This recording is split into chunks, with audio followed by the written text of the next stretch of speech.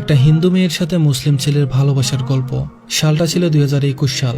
করোনার জন্য আমার পড়ালেখা উল্টো পাল্টা হয়ে গেছিল। আমি ফ্রি ফায়ার গেম খেলতাম।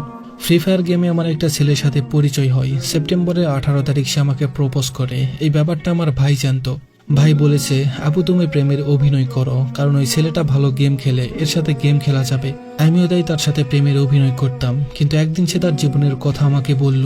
এই ছেলেটার 8 বছর বয়সে তার বাবা আরেকটা বিয়ে করে। তাদের জেলায় তাদের বাবার ব্যবসার খুব ভালো পরিস্থিতি ছিল।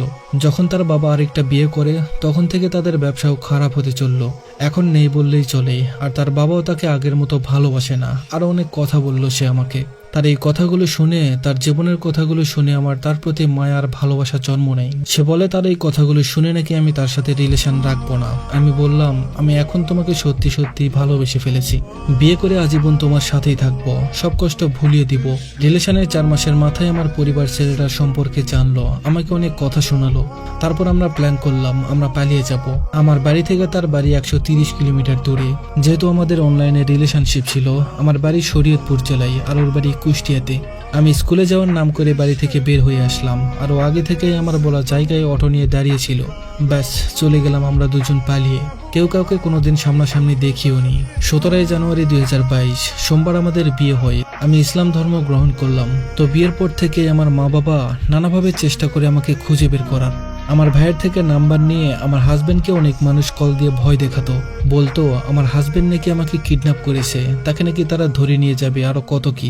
বিয়ের 7 দিন পর আমার হাজবেন্ড বাড়ির পাশের মেম্বারের সাথে যোগাযোগ করে। উনি আমার বাবার নাম্বার নিয়ে বাবাকে কল করে, যাতে আর কোনো ঝামেলা না হয়। আমার বাবারা বলে কালকে সকালে তারা আসবে। তো সকালে আমাদের বাড়ি থেকে 2 জন লোক আসলো। তারা বলে আমার 18 বছর হতে নাকি এখনো 3 মাস বাকি, তাই 3 মাস পর তারা আমাকে আবার দিয়ে যাবে। কোর্ট থেকে কাগজ এনে আমাকে জোর করে আমার স্বামীর থেকে আলাদা করে নিয়ে গেল।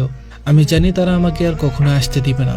বাড়ি নিয়ে গিয়ে আমাকে আমার বাবা বলে আমার হাজবেন্ড নাকি আমাকে পাচার করার জন্য নিয়ে গেছিল, আর আমাকে ছাড়িয়ে আনার জন্য নাকি আমার বাবার কাছ থেকে তারা 2.5 লক্ষ টাকা নিয়েছে। এসব কথা শুনে আমার তার প্রতি বিশ্বাস ভালোবাসা সব উঠে গেছিল। মনে মনে ভেবেছিলাম তাকে আমি আমার সবটা দিয়ে ভালোবাসলাম। নিজের মা বাবা ধর্ম সব ছাড়লাম, তবুও তার ভালোবাসা পেলাম না। জীবনে আর যাই কিছু করি না কেন, তাকে আমি শিক্ষা দিব আমার ভালোবাসা সতীত্ব নিয়ে খেলা করার জন্য। রাতে কত কাঁদতাম তার জন্য, কোনোদিন রাতে ঘুমাতে পারতাম না। এইভাবে 8 মাস চলে গেল। তারপর আমার ভাই একদিন বলে, আপু তোর হাজবেন্ডের সাথে কথা বলবি? তখন ভাই ফোন লুকিয়ে এনে দিয়েছিল। তার সাথে কথা বললাম, তাকে অনেক বোকা দিলাম, সব অভিমান ছাড়লাম, অনেক কাঁদলাম।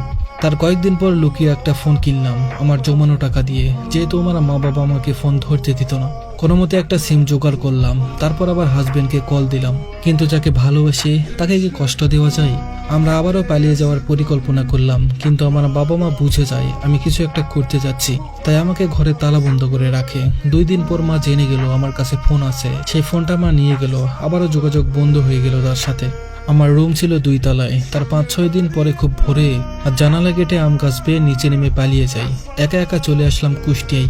বাসে এক অপরিচিত আপুর কাছ থেকে ফোন নিয়ে ওকে কল দিলাম। ও এসে আমাকে নিয়ে গেল তার কাছে। এইবার আমার পরিবার কোনো ঝামেলা করেনি। এখন শুধু মা আর ভাইয়ের সাথে যোগাযোগ ছিল। আলহামদুলিল্লাহ ভালোই ছিলাম হাজবেন্ডকে নিয়ে। অনেক ভালোবাসতো আমাকে, যা বলার বাইরে। 7 মাস পরে জানলাম আমি প্রেগনেন্ট। তারপর তার চেঞ্জ হওয়া শুরু হয়।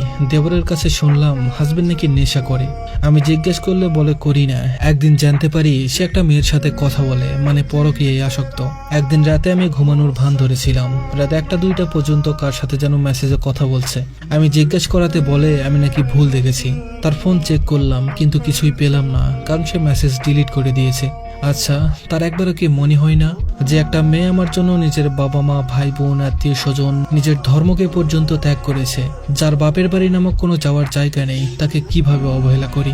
অনেক কান্না করেছি আমি প্রেগনেন্ট অবস্থায়। সেদিনগুলো আমি কখনো ভুলবো না। এখন আরও আমাকে আগের মতো সময় দেয় না, কথা বলে না। এর মধ্যে আমার ছেলে সন্তান হয়। আমার মা আমাকে এখনো বলে সবকিছু ছেড়ে চলে আসতে, কিন্তু একটা সংসারকে মেয়ে মানুষ অত সহজে ভাঙতে চায়, তাও যদি নিজের সেই ভালোবাসার মানুষটা হয়ে থাকে। আমি অনেক বুঝিয়ে তাকে ওই মেয়ের কাছ থেকে ফিরিয়ে এনেছি। জানি না কতদিন ভালো থাকবে, তবে সে ঠিক না হলে আমি তাকে ছেড়ে দিব। আমার ছেলেকে নিয়ে একাই বেঁচে থাকবো। তারপরে আমি শুকরিয়া আদায় করতে চাই, কারণ আল্লাহর রহমতে আমি এখন গর্ব করে বলতে পারি আমি একজন মুসলিম। আসলে আমি জানতাম না যে ইসলাম ধর্মে এত শান্তি। আমি মুসলিম এটা ভাবতেই কেমন জানি শান্তি লাগে। সবাই আমার জন্য দোয়া করবেন। আমার জীবনের সকল সমস্যা যেন আল্লাহ তাআলা সমাধান করে দেন।